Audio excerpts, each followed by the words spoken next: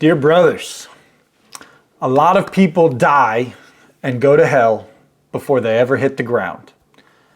That is a lyric from Oliver Anthony, who many of you probably know is the country star who came to fandom very recently for his song Rich Men North of Richmond, which is a beautiful takedown of the wildly inept and undoubtedly corrupt group of individuals who do indeed live north of Richmond, which we will table that talk for another day.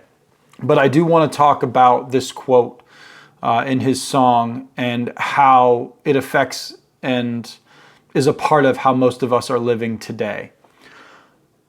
Our ability as men to slog our way through life is truly impressive. No real goals, no real purpose. We go to work, we do our menial activities, but it's really nothing special. It's the status quo. We get up, we do it, we go home, we go to bed, we repeat the next day. Nothing special. We complain about our jobs all the time to our girlfriend or to our wife, who's probably fed up with you complaining as a general statement about your job. And maybe some of it is real complaints, but we're probably doing it a little bit too much. We bitch and moan about traffic or our boss or that our dog act a smidgen away from perfection, which I do probably too often. I have two of them. They're asleep next to me. We're antsy, we're overreactive, we are quick to anger and very slow to listen. For some reason, we just struggle to shut up and listen for a second. When someone confronts us about this, we slink away and shove our iniquities under the rug. Success to us is something along the lines of we show up to work most days and don't do anything to get fired. We pay our bills on time. We get a house or a car that we really can't afford to impress people we don't care about. We do just enough to keep our marriage afloat. And that's all something that's going to take up an entire group of videos that we do later on.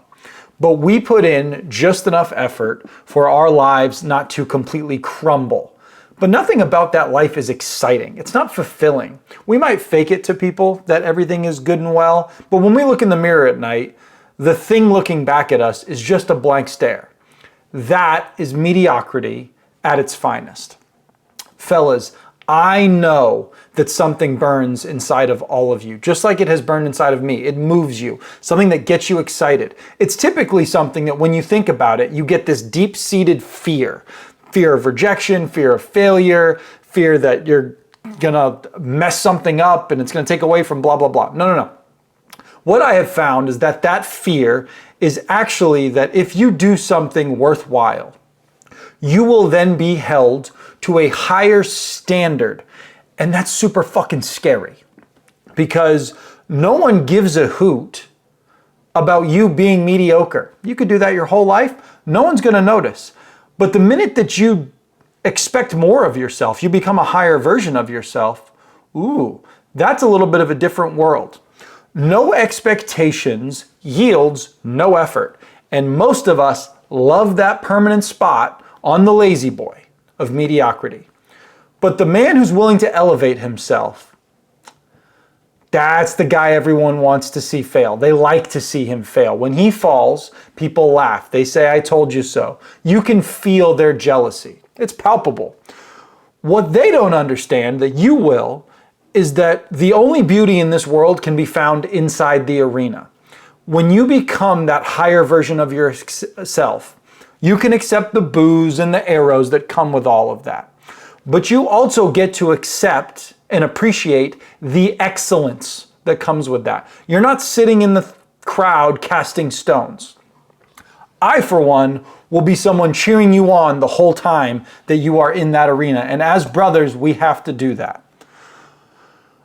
Guys, life is short, and God made each of us to do incredible things. I'm not saying that you're going to be Beethoven and write some musical score, or you're going to be some physics genius like Elon Musk or something, or you're going to be famous. I don't even know what famous is anymore, but what I mean is that to do great things, to accomplish highly, to achieve highly, you have to actually live. And to actually live, you must learn how to fail, how to learn. You've got to try something you are not good at.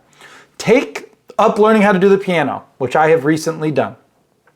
Go do jujitsu for a few months. Wake up at 5:30 every morning for a month and go work out for 30 minutes.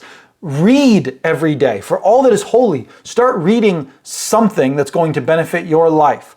All that matters is that you go and you do something that requires effort beyond just the status quo.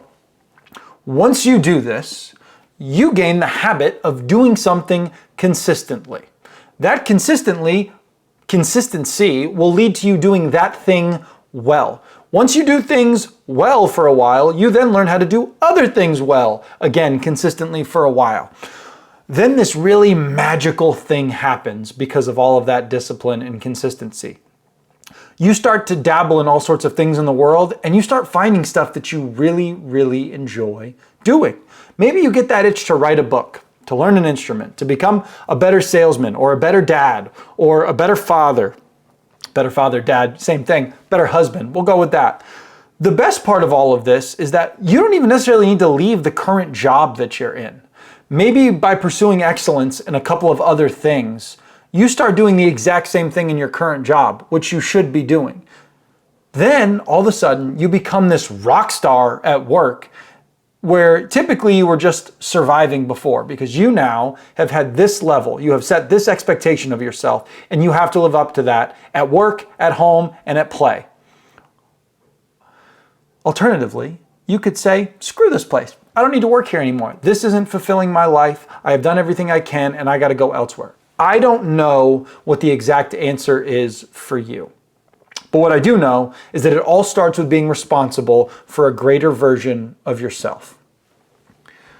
When they bury you 6 feet deep, which is going to happen to all of us, and you reach the pearly gates, make sure that you have checked off as many boxes as you can so that God can shake your hand, pat you on the back, and say, well done, good and faithful servant.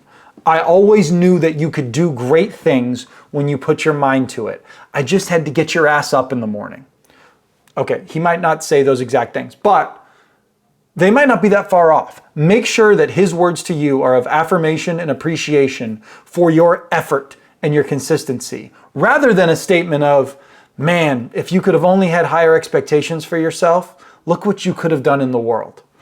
I, for one, don't want to hear that, and neither should you. Make sure that your life resembles a man who is actually living, not a guy who is already dead. As always, God bless, be strong, let's get after it.